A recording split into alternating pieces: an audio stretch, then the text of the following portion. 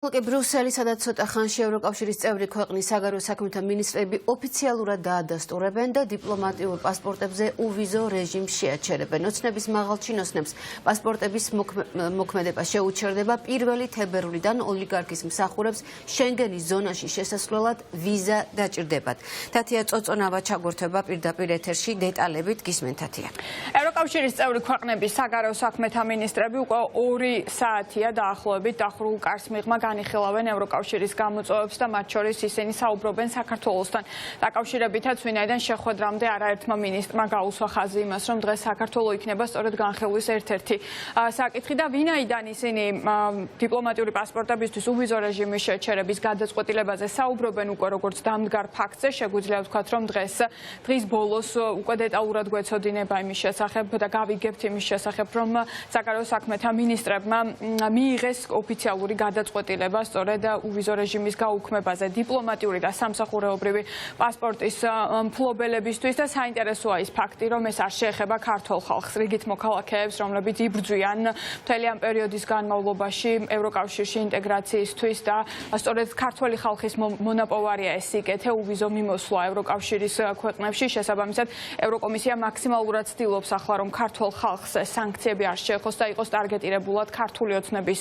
წინააღმდეგ და სწორედ ასეთი ფორმა მოიფიქრეს მათ და ვინაიდან 15 ქვეყნის თანხმობა მხოლოდ საჭირო კვალიფიციური უმრავლესობით ამ შემთხვევაში ამ გადაწყვეტილების მიღება არ არის რთული და დღის ბოლოს უკვე სავარაუდოდ ოფიციალურად ვიხილავთ ამ გადაწყვეტილების გამოცხადებას კაია კალასის ევროკავშირის უმაღლესი წარმომადგენლის მხრიდან. ზოგიერთი ქვეყნის წარმომადგენელი, მათ შორის მაგალითად როგორც ბალტიისპირეთის ქვეყნების ლიდერები, პირველი დიპლომატები, ასევე ნიდერლანდების საგარეო საქმეთა მინისტრი მომხრეა კიდევ უფრო ხისტი სანქციების, მათ შორის პერსონალური სანქციების ქართული ოცნების წინააღმდეგ, ვინაიდან ყველა ძალიან კარგად იცის რეალურად რას გულისხმობს ახლა ქართული ოცნების პოლიტიკა, რომ ეს არის თავიდან ბოლომდე რუსული პოლიტიკა და ეს პოლიტიკა საჭიროებს კიდევ უფრო ხისტ ნაბიჯებს, ვიდრე ეს არის მაგალითად უვიზო რეჟიმის შეჩერება ქართული ოცნების მაღალჩინოსნებისთვის, თუმცა ეს ყველაფერი სავარაუდოდ არის დროის საკითხი, ვინაიდან 2 ქვეყანა აქტიურად ადებს ვეტოს ქართული ოცნების პერსონალურ სანქცირებას, სლოვაკეთი და უნგრეთი და ჩვენ ამის შესახებ არაერთხელ გვისაუბრია. რა არის გამოსავალი მთელი ამ პოლიტიკური ჩიხიდან დღეს, როგორც ლიეტუვას საგარეო საქმეთა მინისტრმა, ასევე ფინეთის საგარეო საქმეთა მინისტრმა ხაზი გაუსვეს იმას, რომ ახალი არჩევნების შესაძლოა სწორედ იყოს ეფექტური გამოსავალი ამ უმძიმესი პოლიტიკური ჩიხიდან. We see the reports about the Georgian people that want European future. ჩვენ გვესმის და ვხედავთ, რომ ხალხი საქართველოში, ვისაც ევროპული მომავალი სურს 50 დღეზე მეტი არაც ქუჩაში დგას. ეს ჩვენ გვავალდებულებს, რომ რეაგირება გქონდეს და შესაბამისად ვუპასუხოთ. ლიეტუვაში ჩვენ მივიღეთ შემზღუდავი ზომები და იცით, რომ სხვა ქვეყნებმაც მოგბაძეს, ეს ნაბიჯები უნდა გაგრძელდეს. გარდა ამისა, ჩვენ მიგვაჩნია, რომ საუკეთესო გამოსავალი არსებული κρიზისიდან არის ახალი თავისუფალი და სამართლიანი არჩევნების ჩატარება ოდირის რეკომენდაციების შესაბამისად.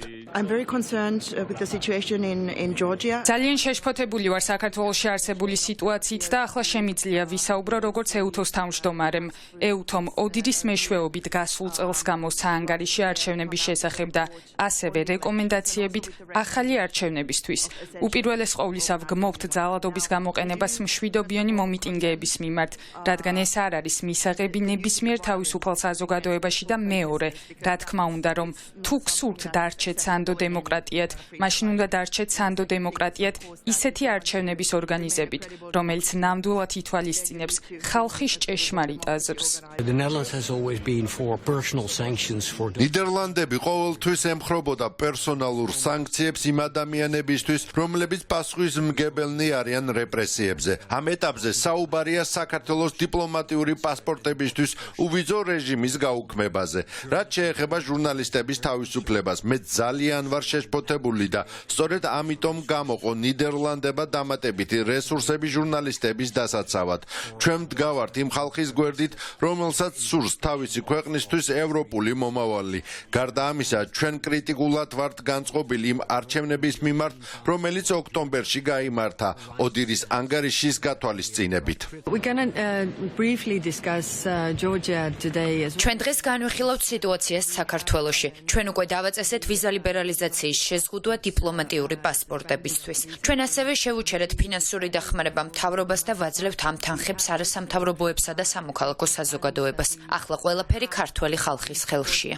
Aux diplomates, aux officiels du gouvernement georgien. ჩვენ გადავწყვიტეთ, რომ შევაჩეროთ უვიზო რეჟიმი დიპლომატიური პასპორტებისთვის, საქართველოს მთავრობის წარმომადგენლებისთვის. ეს არის პასუხი იმ ძალადობაზე, რომელიც ხორციელდება დემონსტრანტების, ჟურნალისტებისა და სამოქალაქო საზოგადოების წინააღმდეგ. ქართველი ხალხი სისტემატიურად აფიქსირებს თავის სწრაფვას დემოკრატიისა და თავისუფლებისადმი და მათი ხმა უნდა იქნას გაგონილი.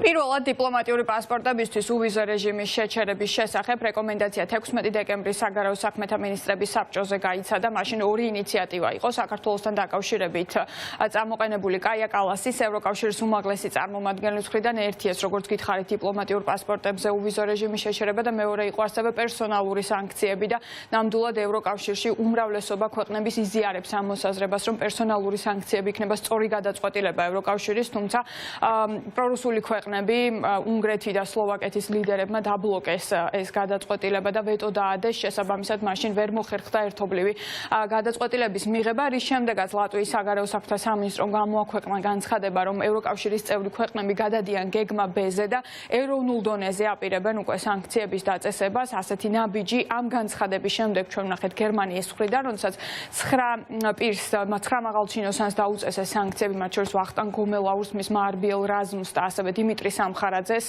არალეგიტიმური პარლამენტის დეპუტატს და არსებობს მოლოდინი, რომ ამ სანქციებს გაიზიარებენ სხვა ქვეყნებით, მათ შორის პოლონეთი, რომელიც ევროკავშირის თავმჯდომარე ქვეყანა გახდა ახლა, ასევე საფრანგეთი, სადაც იმყოფებოდა 2 დღის წინ საქართველოს ლეგიტიმური პრეზიდენტი სალომე ზურაბიშვილი და მან გამართა შეხვედრა ემანუელ მაკრონთან.